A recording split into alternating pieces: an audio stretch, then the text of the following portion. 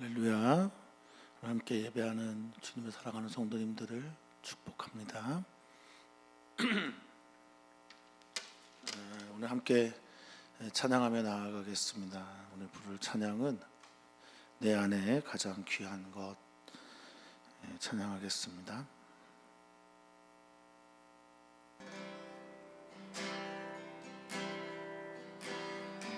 내 안에 가장 귀한 것 예수를 알미라. 금은보다 더 귀한 것 예수를 알미라. 세상 지식보다 귀한 것 예수를 알미라. 내 안에 가장 귀한 것 예수를 알미라. 예수의 이름 존귀한 그 이름 예수의 이름 능력의 그 이름 예수의 이름 예수의 이름 존귀한 그 이름 예수의 이름 능력의 그 이름 능력의 그 이름 능력의 그 이름.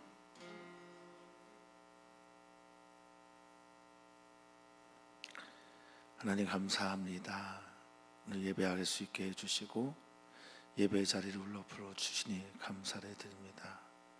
땅의 일들로 지쳐있는 우리들 하늘을 바라보며 하늘 소망을 갖게 하여 주시고 땅의 부조리한 일들과 내 뜻대로 되지 않는 일들과 하나님의 정의와 공의에 대한 수많은 의심과 회의 속에 살아가고 있는 우리들에게 하늘의 일들을 보여주셔서 오늘의 나의 밟고 살아가는 이 일들의 소망이 되어 주시옵소서. 들려주시고 말씀하여 주시고 믿음으로 이 걸음을 주님과 함께 동행하게 하여 주시옵소서. 감사함의 주님의 이름으로 기도하옵나이다. 아멘. 우리 함께 하나님 말씀 보겠습니다. 하나님의 말씀은 요한계시록 5장 1절에서 7절까지 말씀입니다. 요한계시록 5장 1절에서 7절까지 말씀입니다.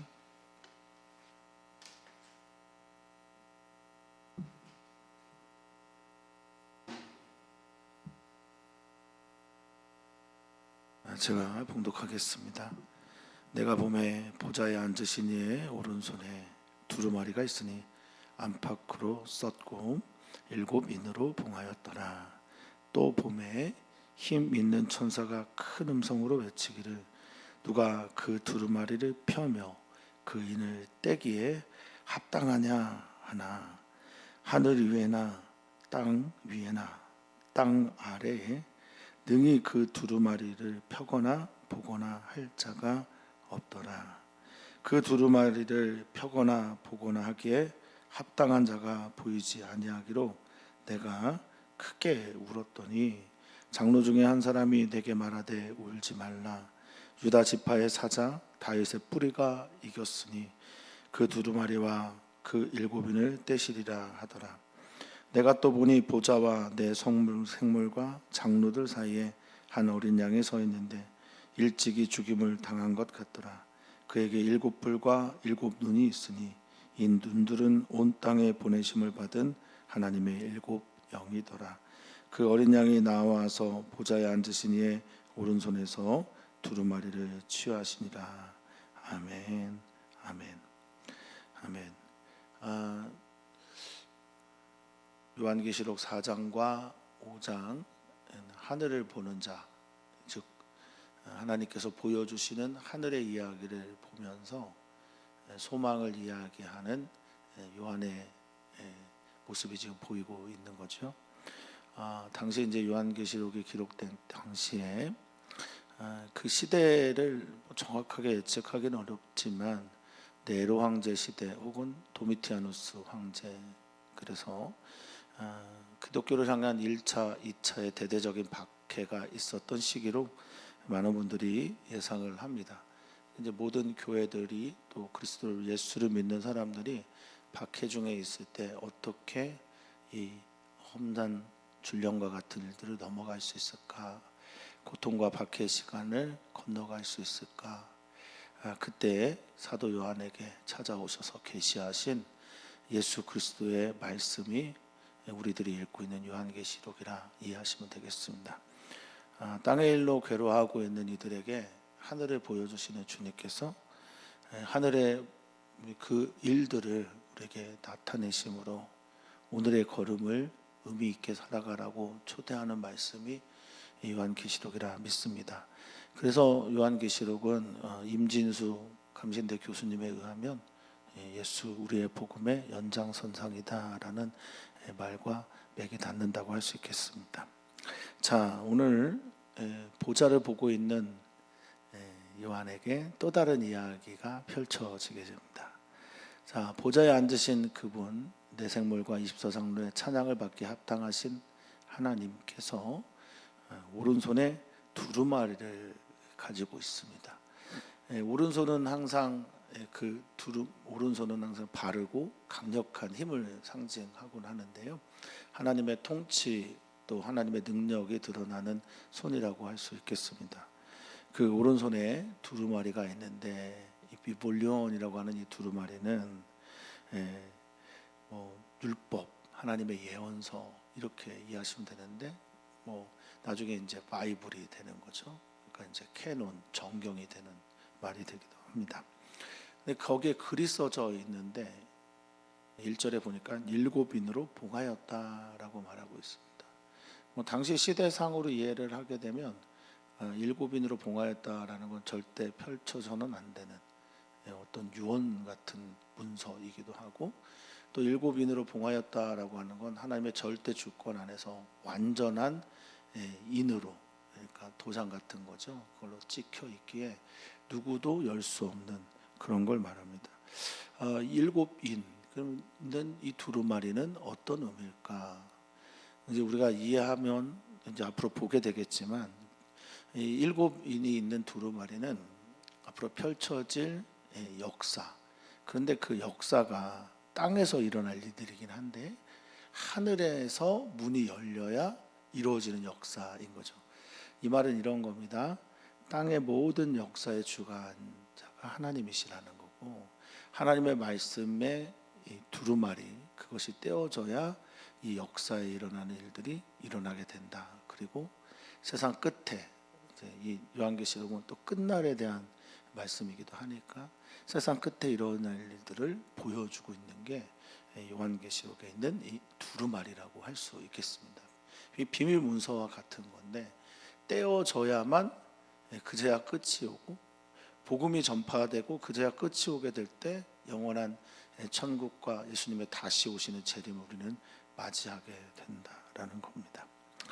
자, 그 두루마리가 떼어져야만 하는 것 같은데 이 두루마리를 오른손에 보좌에 앉으신 것 꽉 붙잡고 있는 겁니다. 자, 그럴 때 힘 있는 천사? 네, 2절에 보니까 힘 있는 천사가 나온다라고 말하고 있어요. 과연 힘 있는 천사 이게 누구냐? 잘 모르겠습니다. 그런데 힘 있는 천사가 주님을 보좌하는 건 맞는 거고요. 그리고 그 보좌하는 그 분이 힘 있는 천사가 소리를 냅니다. 이 힘 있는 천사는 역시 강력한 힘을 가지고 있는 주님의 심부름꾼이죠. 아버지의 심부름꾼입니다. 큰 음성으로 외칩니다. 다 듣는 소리라는 뜻이에요.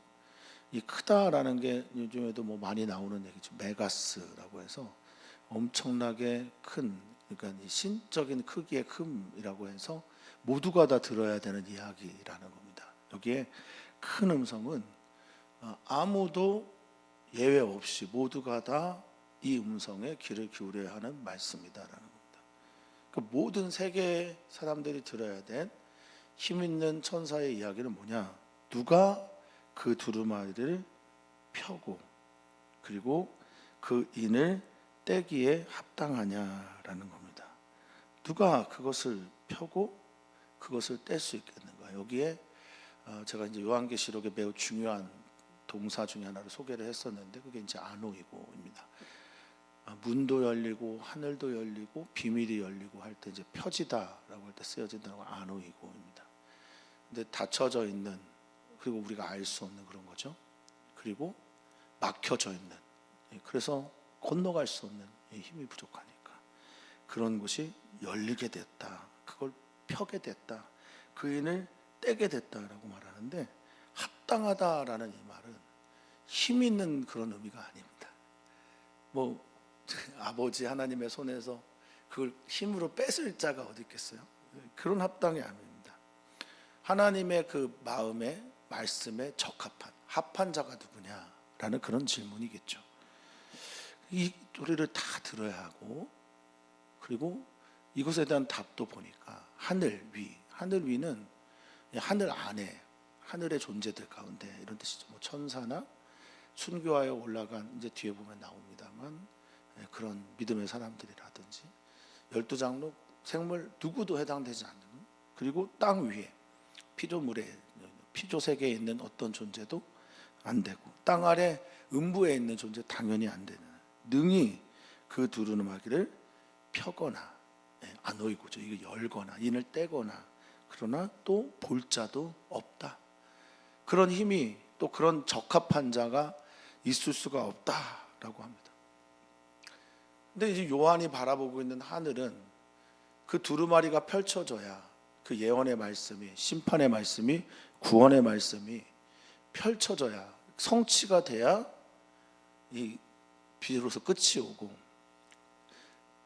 우리를 에워싸고 있는, 이 우겨쌈을 당하고 있는 고통 가운데 짓밟히고 있는 이 환난에서 벗어날 것일 텐데, 그 두루마기를 펴거나 또 보거나 이거를 가지고 인을 뗄 사람이 하나도 없다라는 걸 보게 된 거예요. 보이지 않는 거죠. 뭐 어떻게 하겠습니까? 그래서 이 요한은 크게 웁니다. 슬퍼하고 비참하고 비통한 채로 크게 울기만 합니다. 이 울음이 많이 커진 거죠. 뭐 크다라고 하는 이 단어가 어느 살펴보니까 뭐 많다라는 건데, 울 수밖에 없는 상황에서 울음만 나오는 이런 거를 말할 때 쓰는 것 같습니다. 만날 수가 없고 찾을 수가 없는 이 상황에서 정말 너무 괴로워하는 게 지금 요한의 모습입니다. 그러자 5절에 보니까 장로 중에 한 사람이 말합니다. 울지 마라. 유다 지파의 사자 다윗의 뿌리, 예수님을 말하는데, 창세기 49장에 유다에게 했던 그 약속의 말씀을 요한계시록에서 다시 꺼내서 얘기를 하는 겁니다. 유다 지파의 사자, 사자는 그 동물의 제왕인 사자입니다. 동물 사자이면서 통치자를 말하죠. 그리고 다윗의 뿌리, 다윗의 자손이면서 다윗의 뿌리가 되는 바로 그분이 이겼다라고 말하고 있습니다. 메시아는 승리자입니다. 그가 이긴 것이 무엇일까? 그는 순종했고, 그리고 부활하셨고, 그리고 모든 만물이 그 발 앞에 무릎을 꿇게 된 바로 그분이 두루마리와 일곱인을 뗄 것이다 라고 말을 해줍니다. 할렐루야. 우리 예수님이 바로 그 인을 떼시기에 적합한 분입니다. 그 시대의 역사는 어떤 왕들의 역사나 힘 있는 제국들의 역사가 아니라 이 세상과 이 세상을 주관하는 하늘에서의 역사는 인을 떼어감에 이 땅에서 이루어지는, 하나님의 역사가 하늘에서 이루어져야 땅에서 그것들이 드러나게 되는 것임을 오늘 성경을 통해서 말하고 있는 겁니다. 이 땅에 일어나고 있는 모든 일들이 다 예수 그리스도의 복음과 관련이 되어 있다. 예수님의 인을 떼심과 관련이 있다라는 것을 지금 말하고 있는 겁니다. 역사가 우리들의 눈에 보기에는 그렇게 보일지라도 역사의 이루어짐은 하늘을 통해서임을 선언하고 있는 게 오늘 말씀이라고 하겠습니다. 믿느냐 믿지 않느냐는 우리 성도님들의 몫이겠지만 말입니다. 자, 그래서 다시 봅니다. 사도연에 계속해서 바라보는 이 바라봄은 선지자가 누구인지를 말해주고 있습니다.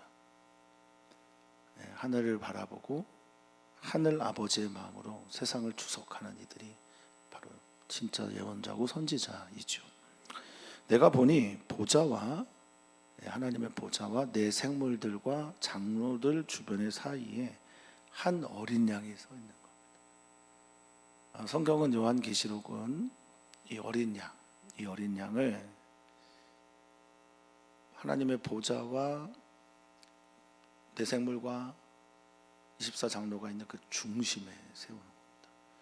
봐야 할 것들이 많은데 우리가 봐야 할 것은 어린 양이라는 겁니다. 아르니온이라고 하는 어린 양 예수님을 보는 겁니다. 이 어린 양이 어떤 상태입니까? 세상죄를 지고 간 하나님의 어린 양이며 이 세상 가운데서 가장 비참한 죽음을 당한 하나님의 아들인데, 메시아인데, 그 민족에게 버림받고 종교 권력과 정치 권력과 경제 권력이 합심해서 완전히 비참하게 모함하여 죽은 바로 그 어린 양 말입니다.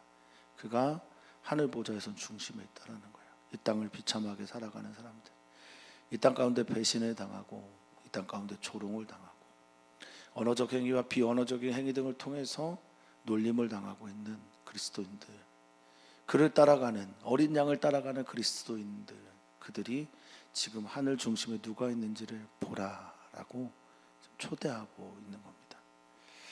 삶의 수고하고 무거운 짐 때문에, 헌신과 수고와 섬김 때문에 아파하고 있는, 고통 가운데 있는 분들이 계십니까? 주님이 하늘 보좌의 중심에 계시듯 사랑하는 성도님들도 그 중심에 계심을 믿습니다.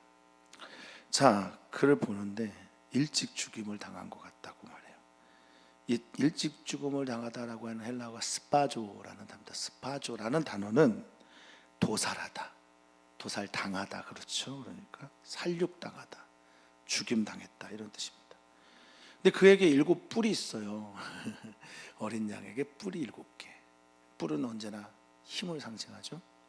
강력한 힘이 가지고 있는, 그러니까 이 땅 가운데 가장 비참한 죽음을 가진, 힘없어 완전히 비참하게 그렇게 끌려다녀 죽임을 당한 어린 양이 하늘에 가니까 강력한 힘 7개 뿔, 완전한 힘을 가지고 있는 거예요.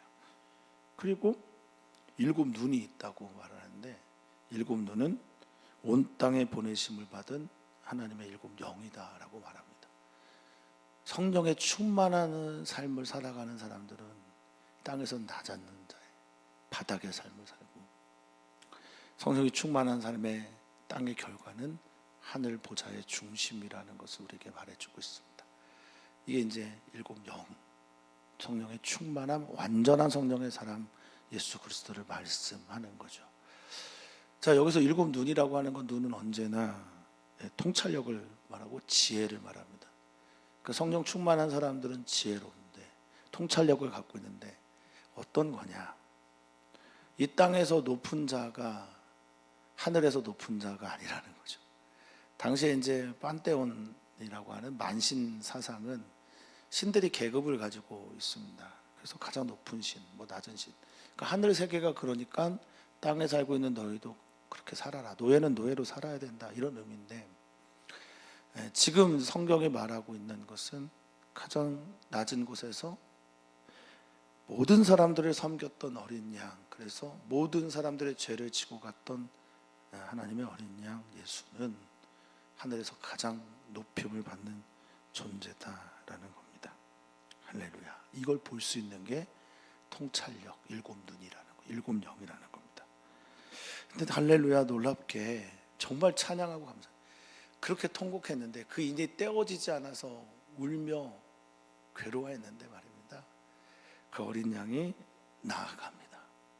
그래서 보좌에 앉으신 이의 오른손에서 두루마리를 취하는 겁니다.